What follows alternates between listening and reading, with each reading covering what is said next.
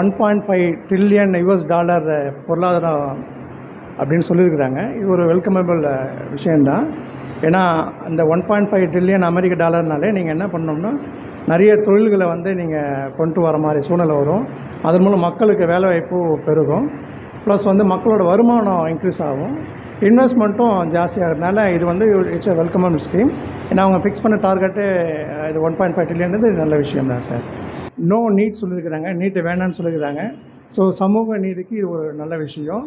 ஏன்னா அவங்களும் வந்து இந்த நீட் வேணான்ற விஷயம் வந்து பார்த்திங்கன்னா அரசாங்கத்தில் படிக்கிற பள்ளி மாணவர்களும் அந்த மெடிக்கல் படிக்கிற வாய்ப்பு கிடைக்கிறதுக்கான வாய்ப்புகள் இருக்குது. ஸோ அவங்களோட அழுத்தமும் நல்ல விஷயமாக பார்க்குறேன்.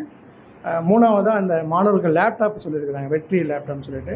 இப்போ ஏன்னா எல்லாமே டிஜிட்டலில் வந்திருக்கிறதுனால online class plus artificial intelligence எல்லாம் மாறினால இந்த லேப்டாப் விஷயமும் நல்லதாக நினைக்கிறேன். ப்ளஸ் வந்து ஐடிஐஸ் ஐ திங்க் அதை வந்து சொல்லியிருக்கிறாங்க, 5 ITIs and law college. So இதெல்லாம் வந்து ஒரு ஸ்ட்ரென்த்தாக நான் பார்க்குறேன். சேலஞ்சஸ் பார்த்திங்கன்னா ஃபினான்ஷியல் லயபிலிட்டிஸ் ஜாஸ்தியாகும். அதுக்கு இவங்க வந்து என்ன பண்ணணும், வருவாயை பெருக்கணும், செலவினங்களை வந்து கரெக்டாக குறைக்கணும். ஸோ இந்த ரெவன்யூ டெஃபிஷியன்ஸை எப்படி இவங்க டேக்கிள் பண்ணாலும் தான் கொஞ்சம் சேலஞ்சிங்.